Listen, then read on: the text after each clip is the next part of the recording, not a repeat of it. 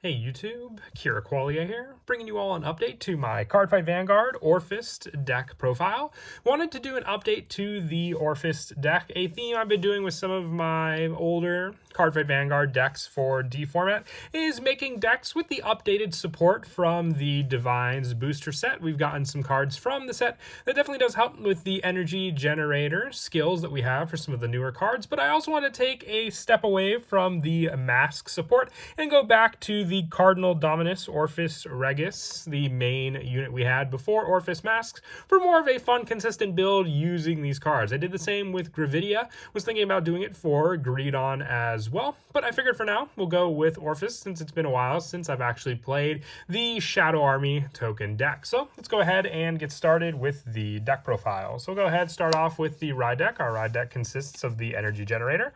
Our grade 0 is Cardinal Fang Fovi when rode upon. If you went second, draw a card.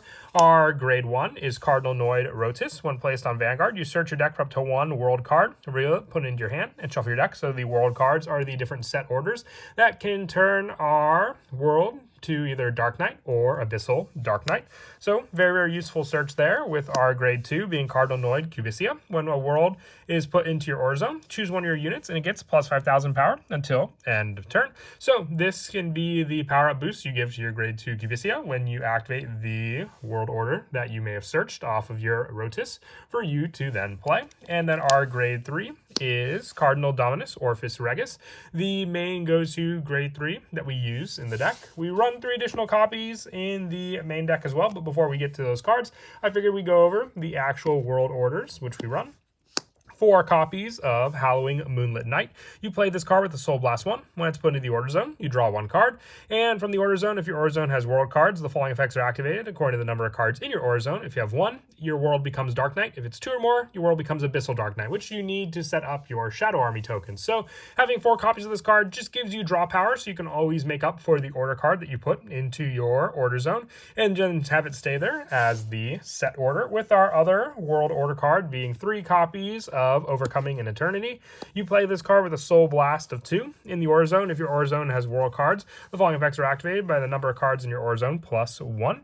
Your world becomes Dark Knight, or 2 or more. Your world becomes Abyssal Dark Knight. And from the order zone, when your Shadow Army token is called, the you place unit gets plus 5 until end of turn. So Shadow Army tokens normally have 15,000 power, but if you have all 3 of your Overcoming an Eternities, that could be a plus 5,000 for each one of the Overcoming an Eternities. So you could be calling out a Shadow Army token with 30,000 power for that turn. Very, very strong, unit to be able to swing into your opponent with, thanks to this order. For the other grade 3s, we're running the 3 additional copies of Cardinal Dominus Orfist Regis. When placed on Vanguard, choose up to 1 world card from your hand or drop, put it into the order zone. So it just helps to set up some of your other world orders that you may have as well, giving you a better way to place Overcoming an Eternity, because then you can get around the Soul Blast cost of this card by just placing it with Orfist Regis. And the card says for that added option to just be able to have it set up for your Abyssal Dark Knight and the plus 5,000 power.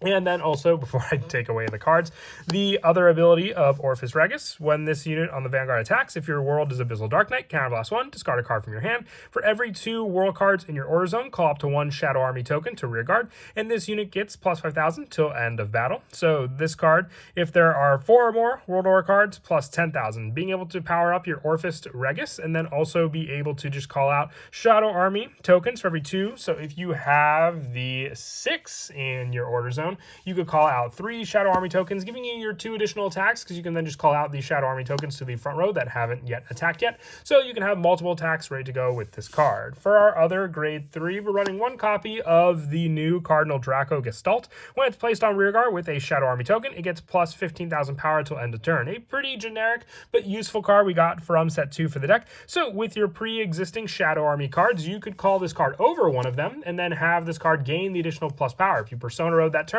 you'll have the plus 10 power along with the additional plus power of your Shadow Army token that you called over, thanks to Gestalt, having you a 38,000 power unit that hasn't even been boosted yet by another unit. For the grade 2s, we run 4 copies of Polarix Dragon. When this unit's placed on rearguard, if you have a Vanguard with Orfist in its card name, you can Soul Blast 1, choose a world card with a different card name from cards in your order zone from your drop, and put it into your order zone. Just more setup just for a Soul Blast 1, giving you more cards to be able to use in your order zone, depending on what's already there. And when this card is put into the drop from rear or hand during your battle phase, if your world is Dark Knight or Abyssal Dark Knight, you may draw one card. So this second card ability is meant to be used when you call a Shadow Army token over Polaric's Dragon, just being able to give you that additional draw, making up for the unit that you called over. I'd say a definite 4/4 for this card. It just gives you consistency for your world cards in your order zone, and then also just being able to give you that draw power as well. With the other grade 2s, we run a pretty small grade 2 count, but the main offensive capabilities of our rear guards are the Shadow Army tokens, but I do like to run 2 Skewed Pain Dragon. When this unit attacks a Vanguard, counterblast 1 for every 5 grades of the sum of grades of set orders in your order zone. Choose up to one of your opponent's rear guards, retire it, and this unit gets plus 5,000 to the end of that battle. So for every 5 grade sums, which means you have your Overcoming an Eternity, which are grade 3, and your Hollowing Moonlit Night, which are grade 2. So if you have 2 and 2 set up, when your Skewed Pain Dragon attacks, you can retire 2 rear guards on your opponent's field. It's retire power that I definitely feel can help the deck, just getting rid of some other resources that your opponent may have. And then also for the grade 1s that we run, 4 copies of Cardinal Principle, Kagula. When this unit is placed on rearguard, if your world is Dark Knight, you may soul charge 1.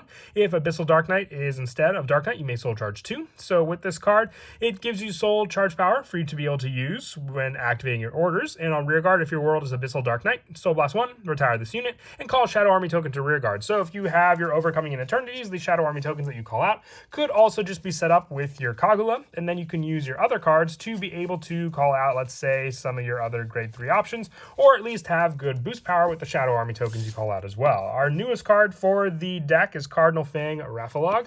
On this card, when it's placed on rearguard, if your world is Dark Knight or Abyssal Dark Knight, Energy Blast 3, look at the top 7 cards of your deck, choose up to 1 grade 3 card without Regalis Piece, or up to 1 world card from among them, reveal it, put it in your hand, and shuffle your deck, giving you search, so you have the Persona Ride power for your Orfist Regus, or even just the needed world card, because I would say one of the bigger weaknesses with the deck was just not drawing into the world orders that you need. So being able to provide an Energy Blast ability for this deck definitely does come in handy thanks to Raphalog. And also 2 copies of Cardinal Noid Griffin, another new card we got from Illusionless Strife from the back row rearguard. When your Shadow Army token is placed on another rearguard in the same column as this one, if you have a grade 3 or greater Vanguard with Orfist in this card name, stand this unit. So you can provide a boost for your Shadow Army tokens that already attacked, and then when another one is called, being able to restand it for another boosted power. So making this card a viable target for you to be able to give the trigger power to then restand and boost your Shadow Army token. With the last of our grade 1s being 2 copies of Detonation Mutant Bauble Mine,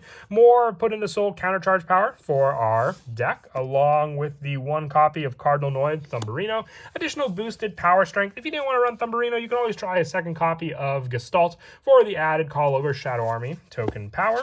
And also the 4 copies of our Sentinel being Violate Dragon. It was the original Sentinel that I ran with the Orfist deck. That's why I just wanted to run this. If you wanted to run Elementary Sanctitude, you could always drop this card down for a copy of that Blitz order. For our trigger lineup, we're going with the 4 criticals, so 4 copies of Decker Cop and 4 copies of Star Aggression Dragon for the added pressure that the criticals provide. I'm running 3 front triggers. I really do like the pressure because we always, most of the time when we attack with our Vanguard, we'll have 2 Shadow Army tokens called out with our order set up. So added front trigger power can just add to the pressure of the already powered up Shadow Army tokens, with the rest of our heals being the 1 copy of Causality, the 1 Creaking World, and then also the 2 copies of Cardinal Prima Nabalin for the heal lineup, with our over trigger being Elder Breath, just being able to provide the double power for our units on the field and the critical power that this unit can also provide. But that is it for the deck profile. I hope you all enjoyed. Like I said, wanted to take away from the mask deck that Orfist was known for. I'm having a lot of fun with the original Cardinal Dominus version of the deck and the new added support we've had from the latest releases for the Cardfight Vanguard Divine series for the deck. And as always, until next time, please don't forget to leave a like and subscribe, and Kira Qualia out.